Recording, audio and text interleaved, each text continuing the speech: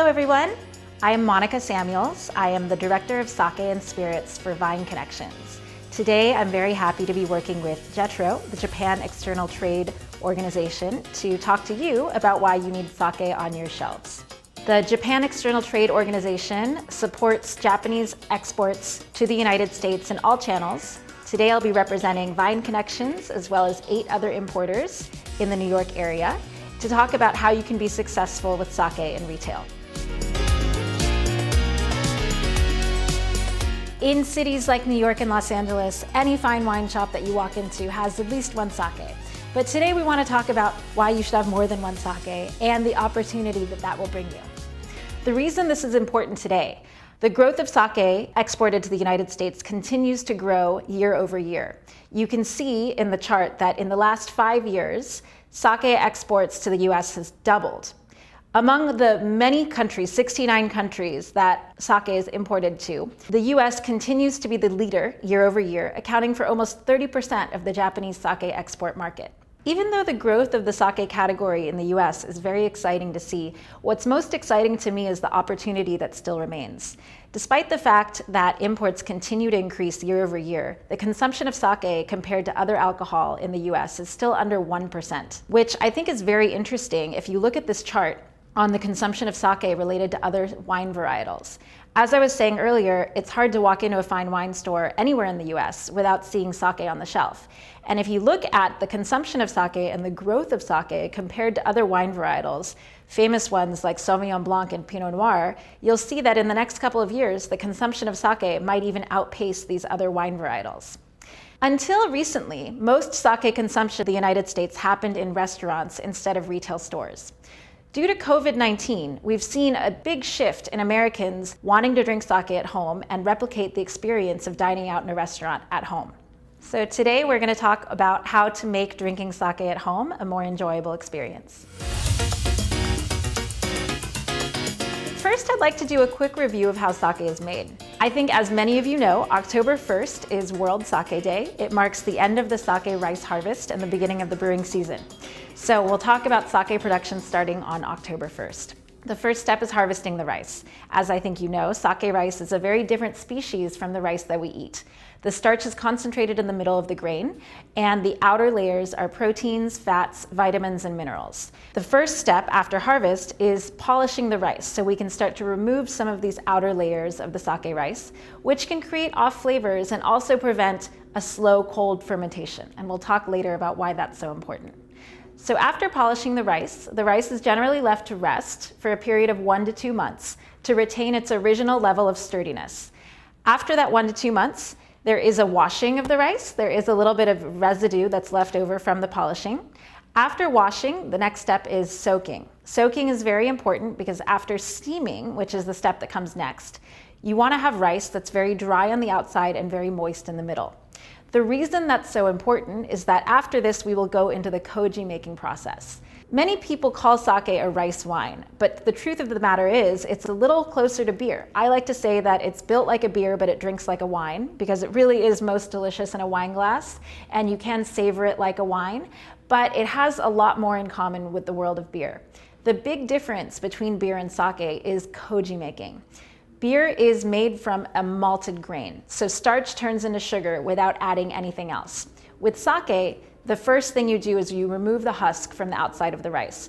There's no enzyme that will convert starch into sugar, so we grow koji. Koji refers to steamed rice that has koji mold propagated on it. This might not sound very appetizing to you, but koji mold exists in a lot of things that we eat on an everyday basis. Probably most importantly, soy sauce and miso.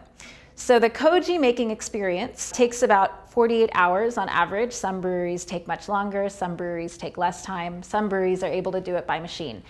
During these 48 hours, we're slowly propagating the koji enzyme on the rice so that by the end, you have rice that's hard and coated with a white coating that almost looks like frosting. After this koji making period, the next step is the yeast starter. If you've been at home making sourdough bread, like most people seem to be doing during COVID, you're probably very familiar with a yeast starter. This is where you want to propagate enough yeast cells in a small enough environment to transfer to a full fermentation tank, where you have such an activity of yeast that it won't dilute even when you add a lot more rice, water, and koji. The yeast starter period usually takes about 2 weeks, sometimes longer for Kimoto and Yamahai, which are more ancient, more labor-intensive, more risk-intensive styles of production. But for most sake, and what we are tasting today, you will have your yeast starter completed in about 2 weeks' time. The yeast starter is 10% of the size of a full fermentation tank. So to go from 10% to a full tank, it takes 4 days and 3 separate additions, where slowly you add more rice, water, and koji, which, as you guys know, is the steamed rice with the koji mold propagated on it. So 4 days later, we have a full fermentation tank. From that point, fermentation takes about 20 to 40 days. The longer the fermentation is, the more ginjo aromas that you will get in the sake. We will talk about ginjo aromas as we taste and what they mean. So 20 to 40 days later, you have a tank of sake, but it looks like a tank of rice porridge. During these 20 to 40 days, the rice solids have dissolved, and after this, we have to separate the liquid from the solid. How much we separate the liquid from the solid completely or partially also determines how the sake looks in the glass, and we will talk about that as we continue to taste. So after pressing, you have a clear or a not so clear liquid, and then there are many optional steps that the producer can make.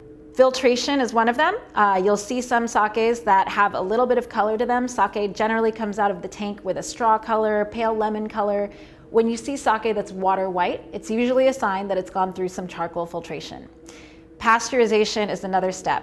Sake is still a living thing at this point. There is still a lot of risk of oxidation and bacterial contamination without pasteurization. Most sakes are pasteurized once or twice. There are unpasteurized sakes as well that are lovely, but they're very seasonal and have to be stored in very specific conditions. Dilution is another optional step for a brewer to take. We'll be tasting some sakes today that are genshu, which means undiluted, and they're a higher alcohol content. The average sake alcohol content is 16%. So most sake, after fermenting to 18 to 20%, are diluted with water to bring it down to that 16% average level. Bottling is another decision that a brewer must make. As you can see, there are a lot of different packages that you can serve sake in, and even in restaurants, we're seeing a lot of keg sake these days.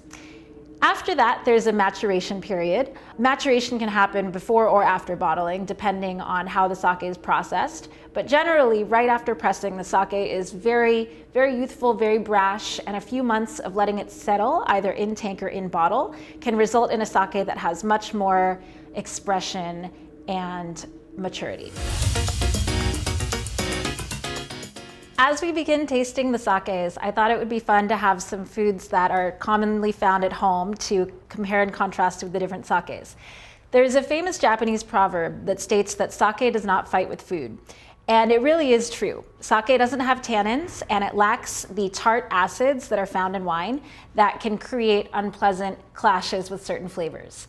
So what I love about that is I think if you walk into a wine tasting, most people assume that the white wine's going to go with the seafood and the red wine's going to go with the meat, and some of their decisions are kind of already creating bias in their heads. I think if you look at this lineup, you're probably not thinking, oh, well, the junmai is definitely going to go with the blue cheese, or the nigori is definitely going to go with the olives. So I think we can really have some fun here and mix and match.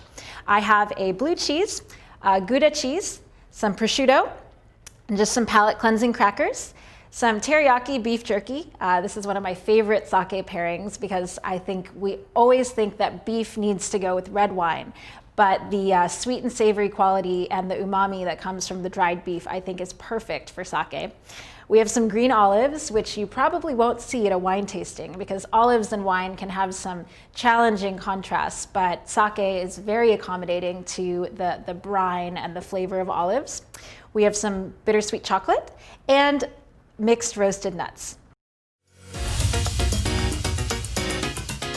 I'm going to go ahead and get started with the Kirin Zan Classic. I've tried to organize these sakes in thinking about how we will be calibrating our palate. The great thing about tasting sake versus tasting wine is that when you taste a lot of wine, you can develop palate fatigue. But sake is so nuanced that the more sakes you taste, the more your palate is refined to be able to detect different qualities in the sake. So we're going to be starting with Kirin-san Futsushu. Futsushu just means regular sake.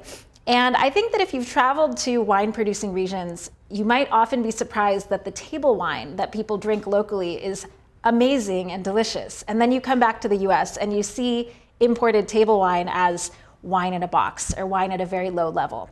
Just like this, in Japan, futsushu is delicious and it's consumed all the time by Japanese locals. However, a lot of futsushu we see in the US is bulk sake, sake that you find in a box served as hot sake in a restaurant. But there is really delicious table sake, which is why I wanted to show you table sake from a very prestigious brewery in Japan, located in Niigata Prefecture. Niigata is kind of the Napa Valley of Japan in terms of being the most famous place for producing sake. Depending on who you talk to, you'll hear that there are about 1,000 active sake breweries in Japan. 90 of them are in Niigata. There's the most sake consumption per capita and the most breweries per prefecture.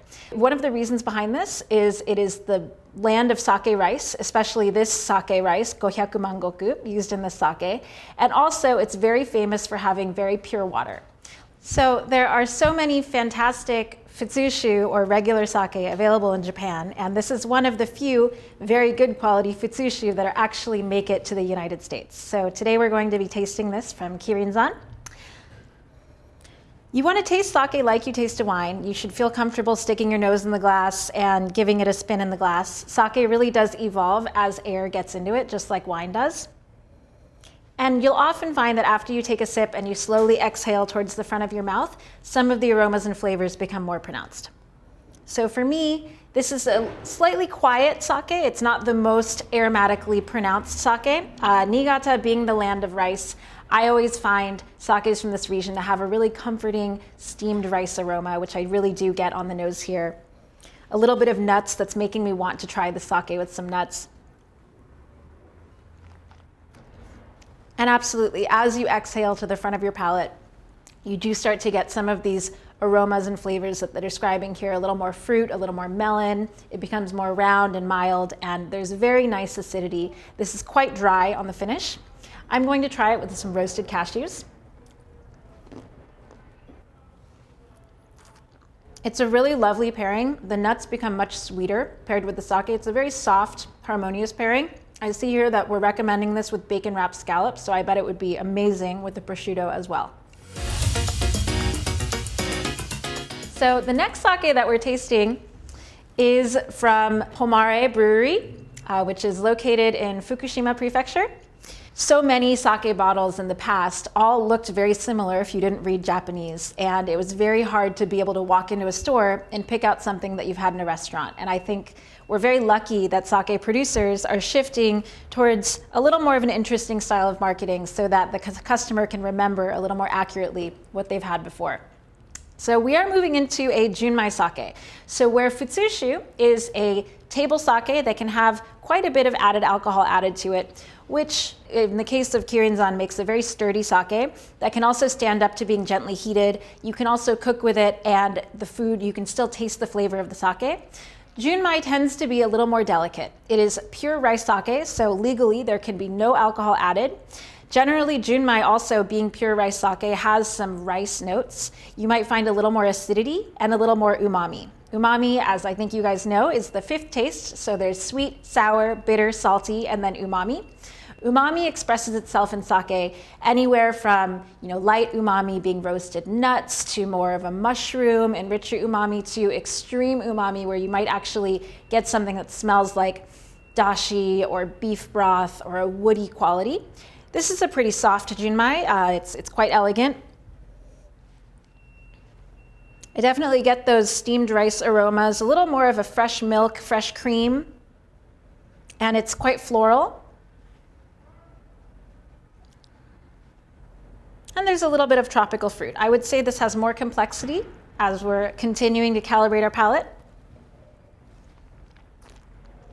And so the pairing here We see a lot of recommendation for seafood and shellfish and different types of fish. I think that it could handle a lot of different things. So I'm going to try it first with some Gouda cheese.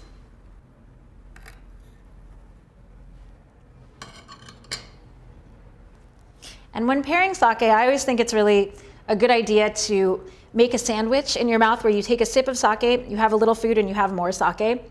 When we're talking about the success of a pairing, it often really is about what's happening in your mouth. Human saliva has different enzymes that activate different properties in sake and food, so I think it's really important to have the two in there together.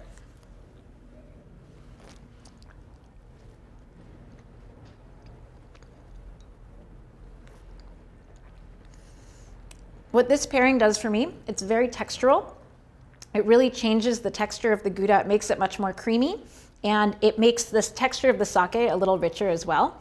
And it really also enhances the fruity qualities. Without this cheese, the sake was a little more demure and more rustic. I got a lot more steamed rice, milk, but with the cheese, it's much more elegant and it's much more perfumed. I think it's really beautiful.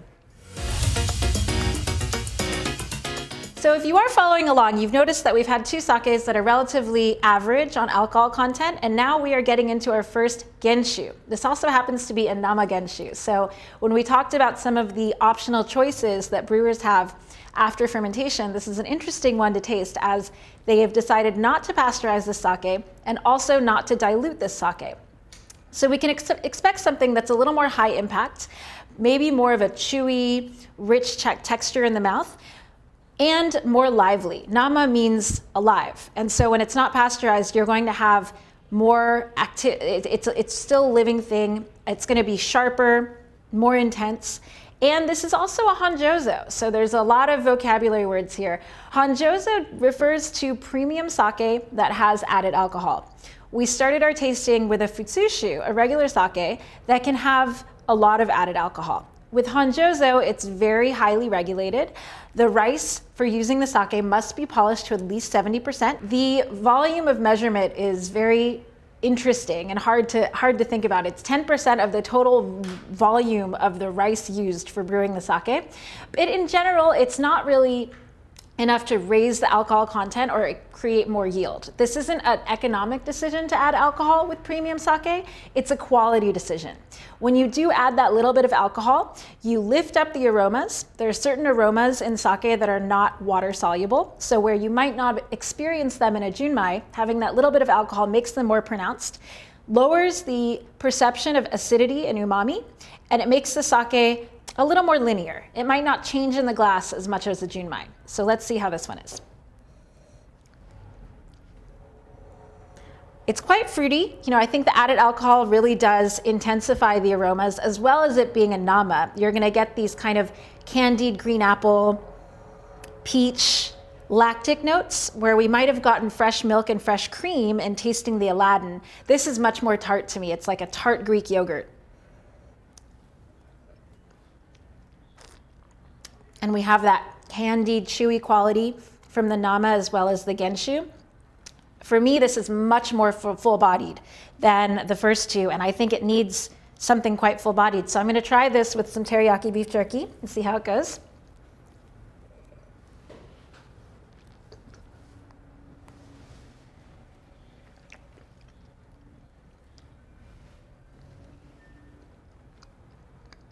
I thought it was a beautiful pairing with the beef jerky. The sake became so much softer. I think out of the can, and if you're at home tasting with us, you should try drinking it out of the can as well as drinking it out of the glass, trying to really envision the way that your customer might be enjoying it.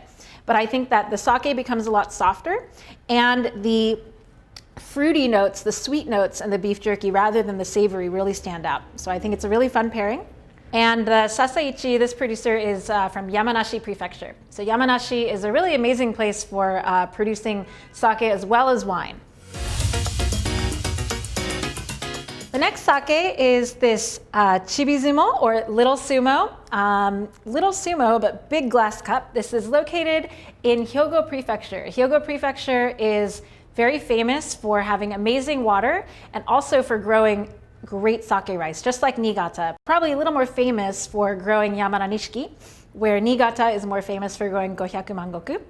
But we have a junmai genshu here. So we know that genshu means undiluted. So just like the sasaichi, we're expecting a little more alcohol content, but it is a junmai. So we don't have that added alcohol that lifts up the sake, makes the fruit and floral aromas a little more pronounced.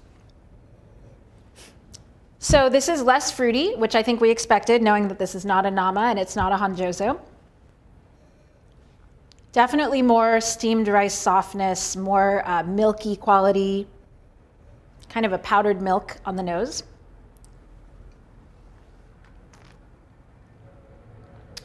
And while this is genshu, it's very different on the palate from the sasaichi. The sasaichi was quite big and chewy and almost meaty in the mid palate. This is much more clean, a little bit sharp. It's a little more dry on the finish.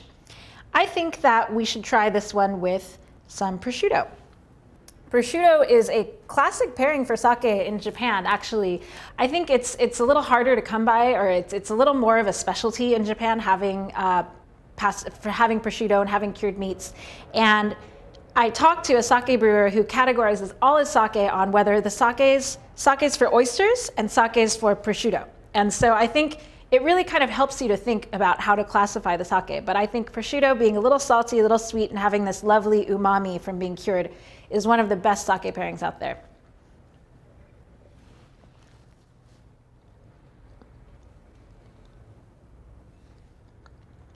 That was so amazing. You know, having the prosciutto, it unveils different aromas and flavors in the sake that didn't exist at all without the pairing. You know, suddenly I get a salinity and a minerality in the sake. The prosciutto, it just becomes sweeter in the pairing. It's really fun, and I bet melon with this prosciutto and melon would make this even better. The next sake is a junmai ginjo. So we started today with more of a rustic, soft style of sake. We upped the alcohol and the intensity with the last two genshus, but this is the first time we're really getting into ginjo. And so I talked earlier when we were talking about production about how a cold, slow fermentation gives you ginjo aromas. Ginjo aromas are thought to be very tropical, fruity, and floral notes. So when you get pineapple, melon, anise seed, or pastis, or fennel, cherry, bubblegum, these just really vibrant aromas that almost jump out of the glass. That's what we're talking about with ginjo. And ginjo is achieved through a very cold, slow fermentation. This fermentation probably takes twice as long as the other sakes that we've had. So this is going to be a little more high-end, a little more work that goes into it. And I think it's important to be able to explain to people when they come into your store and they say, well, you know, I've had hot sake at my local sushi place and it's $10 a bottle. Why is this $20 a bottle or $30 a bottle? And the great news with sake is you really get what you pay for. There's such a close relationship between the cost of the sake and the quality or the work that went into it, more so than any other alcoholic beverage that I can think of. So I hope that does give you peace of mind. When you are spending a little more on a bottle, it's for very good reason. When people are deciding on a sake to purchase, a lot of the times telling people the story and the history behind the sake can be so influential in getting people to purchase. In this case, Wataribune is from an iconic brewery that revived a rice that was extinct in Japan. Most sake rice is a hybrid of several different strains of sake rice. Wataribune is one of the very few single varietal heirloom rices known to be as the parent of Yamada Nishiki, which is the king of sake rice. This brewery in Ibaraki Prefecture revived this rice after extinction with just 14 seeds. So this is a really rare opportunity to try one of these godfathers of sake rice. And as it says here, the aromas really do burst out of the glass. Even from up here, I can smell so much floral, fruity notes, lily, blossom, melon, and there is a smoky umami, almost a seaweedy smokiness. It's so complex that I think you could give this to a Bordeaux wine drinker and they would be impressed by the complexity and the persistence, even just on the nose. On the palate, I think we have an elegance that we haven't had before. It's so smooth, it's so velvety, it's so seamless, but it really sticks around. And I think there are many different types of sake drinkers. Some people want something that just goes down like water. This is not that. It has a very long finish. It's elegant, the fruit is persistent, but you also see a lot more of the umami on the palate. We could go in so many directions here pairing-wise, but I think I am going to challenge the sake and pair it with blue cheese.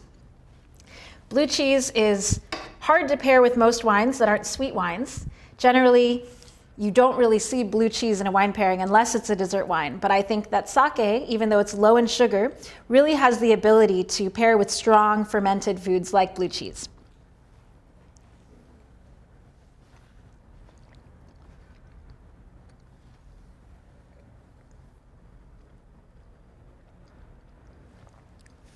It's really beautiful. The sake develops a honeyed quality. It really matches the blue cheese, like something that you would almost want to pour on top of it. I really hope that you can enjoy this pairing at home. So the next two sakes you'll notice look a little bit different from what we've been trying before. These are nigori sakes. Nigori is the most successful category in cold sake.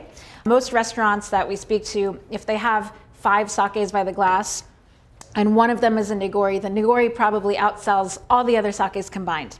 I always wondered about this, and I know a lot of producers wondered about it too, because nigori means cloudy, and nigori originally was the first sake ever made. And so I think for a lot of producers, they feel like they've come so far in making advances in technology of making sake that to go back to the first sake seems a little backwards. But I think in America, it's such an unusual texture and quality and experience and mouthfeel that it's really fun and people keep going back to it. So we're gonna show you 2 very different nigoris today. It's very important to carry at least one, in my opinion, if you are going to offer a sake selection, because you'll see people gravitate towards it. So the first nigori is Tozai Snow Maiden.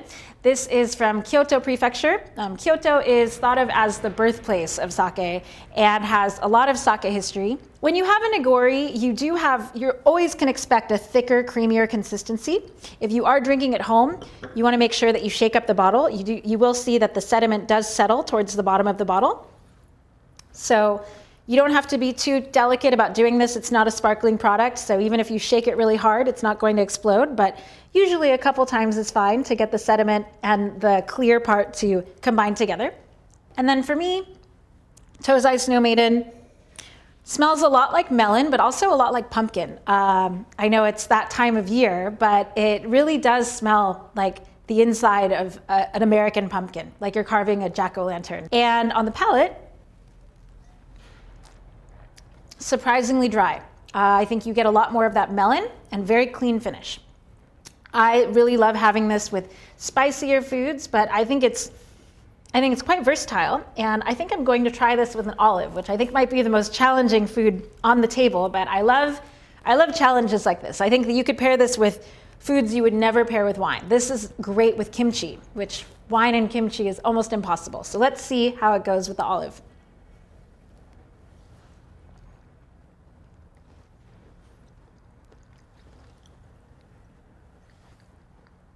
It actually really works. I was kind of nervous about this pairing, but the sake really rises to the challenge and all of a sudden develops a nutty quality, a salty quality that really accommodates the olive. So next we are going to have a much richer nigori sake. You'll see even in the glass, this is quite thick compared to the Snow Maiden. This is from Aomori Prefecture, so very far north on the mainland of Japan. And this is from a brewery called the Mirai family. This is a nigori genshu. So this is our 3rd genshu of the day, and so everybody is an expert in genshu now. Genshu means undiluted. This is the highest alcohol sake we're going to try today. It is almost 20% alcohol.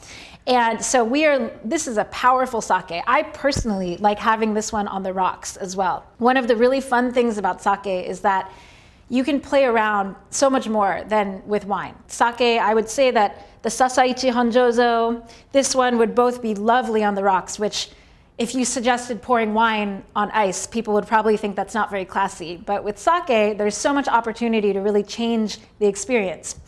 This is very different on the nose. You know, there's definitely more umami, some dried mushroom, citrus notes, banana.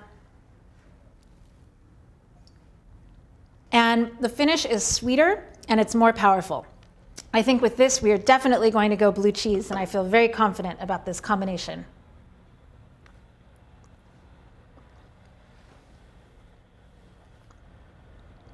It was really good, so different from pairing the wataribune, which was a very elegant pairing that brought out the more floral and fruity nuances in the sake. This sake is so big, so full-bodied, that the blue cheese almost tastes quieter. So pairings are so subjective based on your personal taste. If you love the funk of blue cheese, if you love how intense the flavor is, I think you would love the wataribune. If you find that blue cheese is too much for you and you wish it was a little more mild, I think you would love this pairing.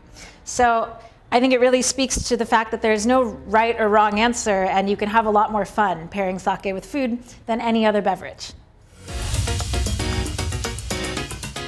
So the last two sakes that we'll be tasting today are lower in alcohol. I said earlier that the average alcohol content for sake is about 16%, but we've gone all over the board. We just had something that was almost 20% alcohol. We are having some lower alcohol sakes, which I like to call breakfast sakes, because sake is really a beverage that you can drink any time of day. And I think that with wine, the tannins, the richness of wine can make you tired, it can give you palate fatigue, but sake for breakfast, no problem. If the alcohol is low enough, it won't make you tired, it won't weigh down your palate, and it can be really fun. Sparkling sake is a relatively new category in Japan. There are so many different ways to create the bubble in the sake, but it's a lot of fun, and in Japan and in the US, it's been expanding the demographic of people who might be interested in sake. A lot of people do refer to this as a sake for younger women because it's a little softer and sweeter and lower in alcohol. I think that it's really great for everyone. My father drinks this sometimes, and he feels very masculine about it. But this is a sake from Shochikubai, one of the largest sake producers in Japan, located again in Hyogo Prefecture, a very famous place for making sake. For me, I think we do get some ginjo aromas on the nose. There's some bubblegum, cherry, strawberry, peach, some more of that steamed rice. And I think you'll notice on the palate, the bubble is so soft and so gentle. It doesn't have the aggressiveness of bubble in sparkling wine. So it's really just very, very easy to drink. A sake like this has quite a bit of versatility in terms of pairing. As you can see here, they're suggesting everything from cream sauce to meat dishes to spicy dishes.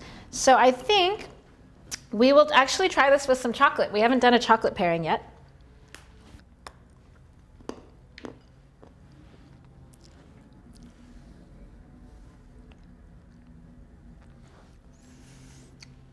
I really love that pairing. It brings out the acidity of the sake, which there is quite a bit of. It really makes the chocolate almost less sweet and a little more refreshing, and improves the chocolate's texture a lot. The chocolate becomes much more velvety. So the last sake that we have is this Shibata Black yuzu sake from Aichi Prefecture. So yuzu is Japanese citrus. Often we see it as a very kind of artificial sweetness. I love that this sake uses such a natural yuzu. The actual yuzu flavor is so unique to other citrus because there is a umami, and there's so many different nuances between the bitterness of the yuzu skin and the savory and the sweet, and this, I think, really communicates all of it. This is also a nice breakfast sake. It's only 8% alcohol.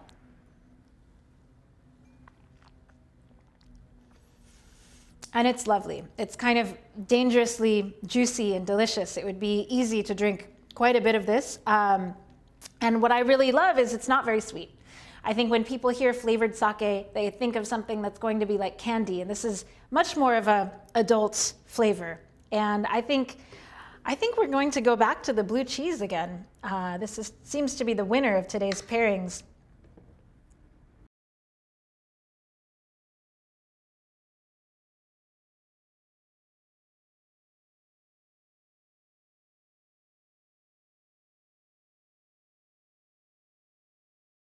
And that was really beautiful. The blue cheese, the intensity of the blue cheese is still there, but the yuzu can really stand up to it. We've had 3 very different experiences with the blue cheese from the wataribune, Mirai family, and the Shibata Black. So now that we've gone through this fun tasting, please grab a glass of whatever was your favorite, and we can talk a little bit more about how to make this successful in your store. So hopefully by now you agree that sake is delicious and should be a bigger part of your retail program. So I'd like to talk about how to get there. So talking about how to build your sake shelf. I think with any category, having a selection really is the key to success.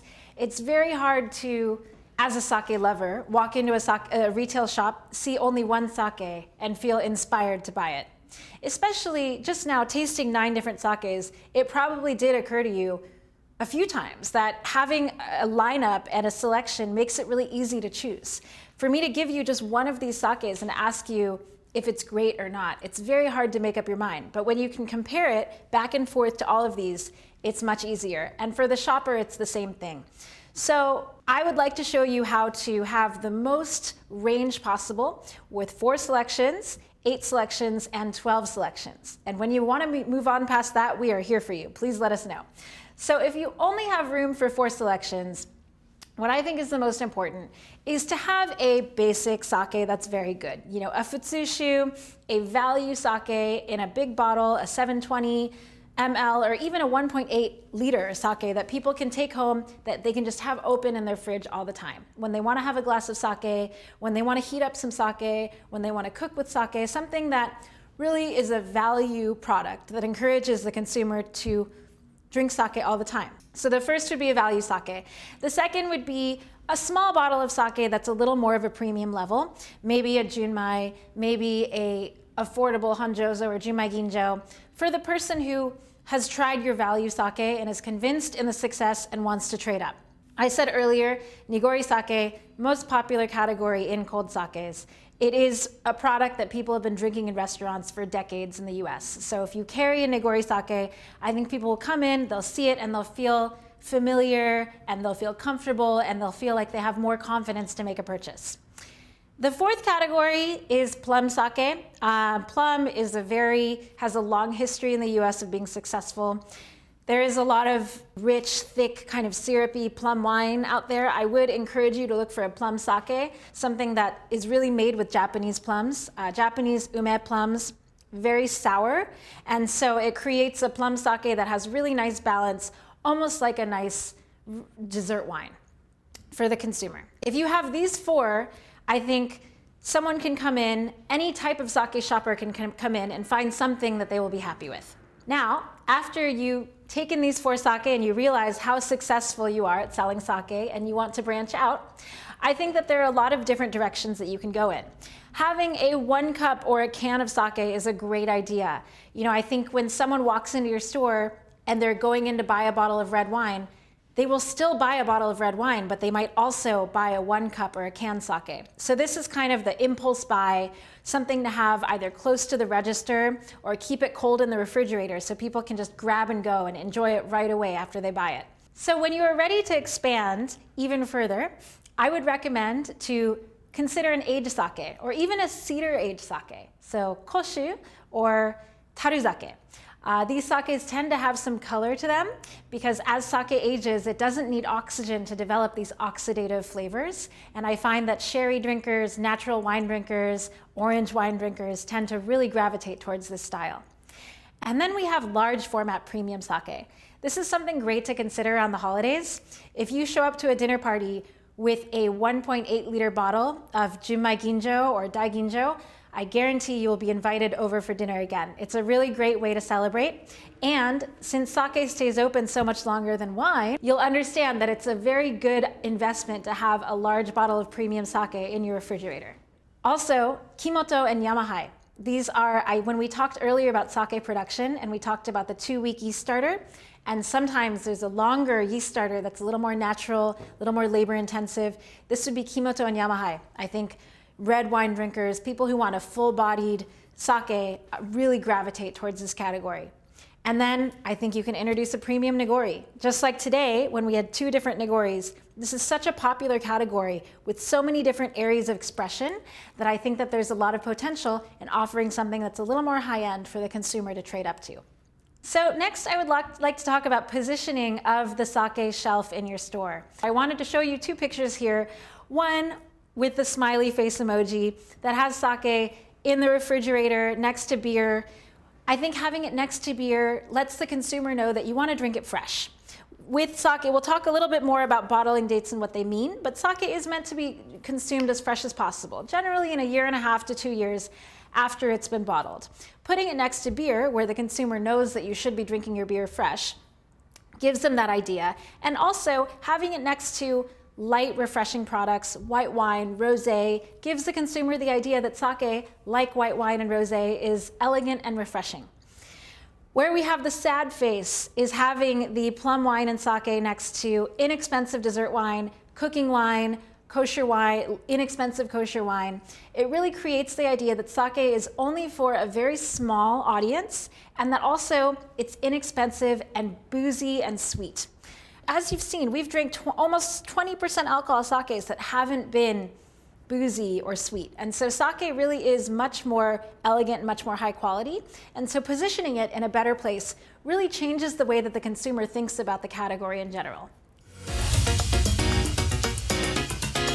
I have a couple more ideas on how to properly merchandise sake. Some of you might have retail shops that also are grocers. If there is an opportunity to merchandise small format sakes like these near the seafood counter or the sushi counter, it really gets people thinking about how much they love having sake with seafood and sushi, and it inspires them to make that last minute impulse buy. I also think any kind of thematic displays are really helpful. You can see here we have a little display of the Japanese seaside where we took some different coastally located sakes around Japan with more of a fresh, vibrant, fruity, easy drinking quality, and we created a seaside theme. There's also great opportunities for window displays. And you can see some countertop displays, some bottleneckers, and I think that people need guidance in how to choose sake that uses words that they're already familiar with. This Find Your Perfect Sake Match chart is just one example where the customer can choose if they want something more earthy and savory and umami style, or more fruity and floral and elegant. And then after they make that choice, they can choose light-bodied, full-bodied, long finish, short finish, and walk out of your store with a sake where they feel very confident what is going to be in the glass when they finally are able to open it.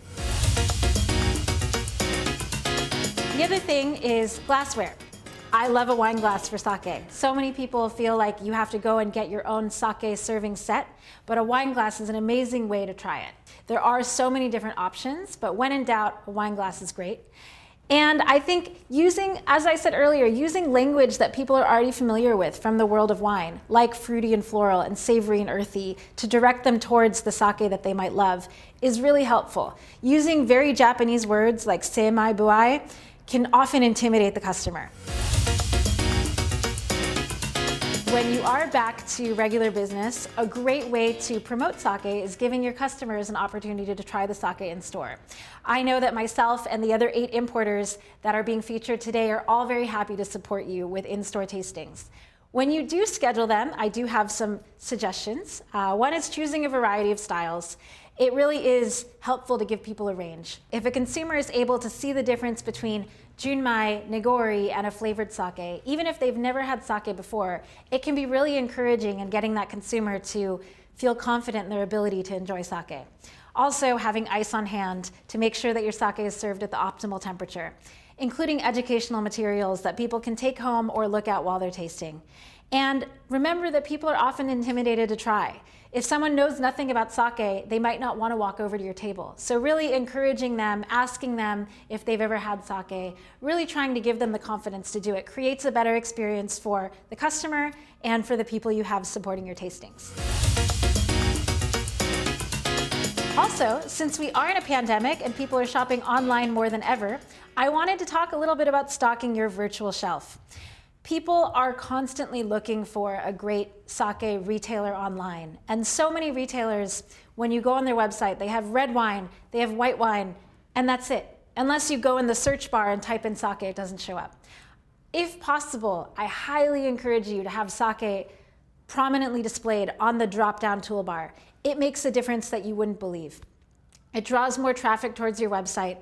We work with a lot of different internet companies that show us how many people are searching for sake at retail. And just having that prominently displayed will drive so much more traffic to your business.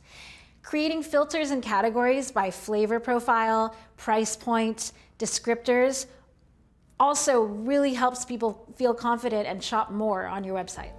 I hope this has made you feel more comfortable and more excited to be successful with sake. As I mentioned in the beginning, we're in a really amazing time where the opportunity of sake in the US is huge, and there just aren't enough people who are offering it. So we really invite you to join us. We are here to help you every step of the way. Please let us know how we can help you and help us all be successful together with sake in retail. Hello, everyone. Thank you so much for tuning in and joining us for the tasting and some comments on how to succeed with sake at retail. So just the first question that we got is about sake rice polishing rates. The question is there any kind of certifying board that oversees sake polishing rates? The traditional sake courses teach that junmai and daiginjo have certain polishing rates to determine their grade. But I've seen sakes on the market recently that are only polished 10% away, remaining 90% of the grain. Is there a new school of thought that is teaching about these low polished sakes? That's a great question. Premium sake has not been commercially distributed in Japan for that long. And when premium sake was emerging in the market as the rice shortage was recovering, there was a bit of a rush to change the grading system to determine quality levels of sake. It used to be very antiquated. And these junmai, ginjo, daiginjo categories from conversations that I've had with brewers were made kind of in a rush. And I think brewers are realizing that polishing isn't the single most important determining factor in quality. And I think it's kind of a point of pride for a brewer to be able to make a great sake from rice that's only polished 10 or 20% away. That could be one reason that it's not very much polished. Another reason is when the actual procurement of the rice is such a labor of love and something that they're extremely proud of, whether it is a very rare rice strain. And I think, the more you polish, the more that you can make very elegant ginjo styles of sake. But there are so many other styles that are important. And if you want to make a sake that has more full body, has more umami, has more capacity to age, sometimes less polishing is better. So there is currently no polishing minimum for junmai. Even you can have a junmai that's only polished to 90%, as this question states. And I think we will be seeing more of that in the future. I see another question here. Can you please quickly explain how to warm sake? It's great for winter season. Also, which brand is good to enjoy warm? This is a great question, especially right now in New York, as we are getting into the colder months, but all the science is telling us that we're much safer enjoying drinks with friends outside. I think we're all trying to find ways to stay warm as we drink alcohol outside. Warming sake can be done in many ways. The best way to do it is in a hot water bath off of direct heat. I usually like to take a pot of water, heat it up, turn the heat off, and then submerge sake either in a small bottle or pour it and decant it into a small carafe, and just keep tasting it every few minutes or so. Generally, after a couple minutes in the hot water bath, it will warm to lukewarm, which is a really nice way to warm sake. You can always increase the heat. It's really hard to go back if you've overheated it. I see another question here about seasonal sake. So are there any seasonal sake, such as summer sake or winter sake? Please let me know how to handle them. Is there special care needed? Is it good to increase sales? There are seasonal sakes. This is an interesting question because we do think about drinking sake with the seasons. And so I can certainly recommend certain styles of sake for different seasons. For example, in the winter, when we are drinking more sake warm and we are eating more meat and stews and fuller bodied foods that need fuller bodied sakes, more of this kimoto, yamahai, full bodied junmai style is very popular. But I think this question is asking about seasonal namazakes. So we had the sasaichi Honjozo Namagenshu, which is really great because it's in a can and it's a draft sake, so it's able to be served year round. But most unpasteurized sakes do require a special type of handling because they aren't pasteurized. There's still a lot of risk of oxidation and bacterial contamination. So it is important to store these refrigerated at all times. It is good to increase sales to be able to offer something that customers can't necessarily get at every other wine shop. So I think the more specialized you can become as your sake customer demographic expands, the better it will be for sales. So after opening the bottle, how many days does the sake stay good? That's a very good question. I would say that generally it can stay open longer than you think. For people drinking sake at home, I encourage them to not worry about drinking the bottle within 2 weeks' time. I think most sakes won't see much change over the course of 2 weeks. However, many sakes can stay open even longer because I work in the business and I represent about 40 to 50 different sakes. I open a lot of sake every day, and so I try to date them all. And sometimes I'll find that a bottle can stay open in my fridge for several months and really be fine. So you don't have to rush to drink it as quickly as with wine. And often it can be really educational and fun to see how long a bottle can stay open. So we have another question about, are there any brewers that also grow their own rice? Is there any certifying board for organic sake rice production in Japan? It's a great question. There are increasingly more and more brewers that grow their own rice. It used to be quite uncommon because the trade of brewing and the trade of farming are so different. And with sake rice, there's really one rice growing season. So those farmers tended to participate in other agriculture during the rest of the year. However, there are more and more brewers that are growing their own rice. This is due to a couple of reasons. The most famous sake rices, Gohyaku Mangoku and Yamada Nishiki, there's more and more agricultural research that's supporting that these rices can be grown in more and more prefectures in Japan. So the knowledge and the kind of the sharing of knowledge has permitted a lot of brewers from doing this. But I think that Japan is becoming more and more aware of the world of wine and understanding what's happening with the farming. It's still a very controversial topic on how terroir in farming of rice really affects sake, but I think there's more and more of a desire to experiment with both. In terms of organic, there is a Japanese organic sake certification that was developed a couple of decades ago. It's pretty stringent. There are not a lot of brewers that have the Japanese organic certification. And in fact, you'll more often see USDA organic certification on sakes. But there is a certifying board. We have one more question here. We currently don't have refrigerators in our stores, but if we get to install those in the near future, what kind of refrigerators do you recommend for us? Size, brand, temperature, any idea? I am not very well versed on refrigerators for your stores, but I will say that they can get very expensive. And if you can find a good deal on one, I don't think that you necessarily need to have a state-of-the-art, top-of-the-line wine fridge. In fact, sake is actually better stored upright than on its side. So rather than purchasing a really expensive wine fridge, getting something that might be used in like a convenience store for sodas or something like that, where you can actually store the sakes upright, generally is more cost effective and better for the sake overall. I have one more question about sake better to be stored upright. So sake in general is not meant to age, and most of the time it is stored in a screw cap rather than with a cork. So having extended exposure to the screw cap is not ideal for sake if you can avoid that by storing it up there.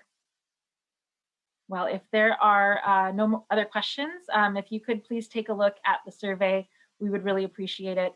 Thank you all so much. And I think you have contact information for all of the importers that were represented today. We would love to help you with your journey to be a sake destination for people shopping in retail.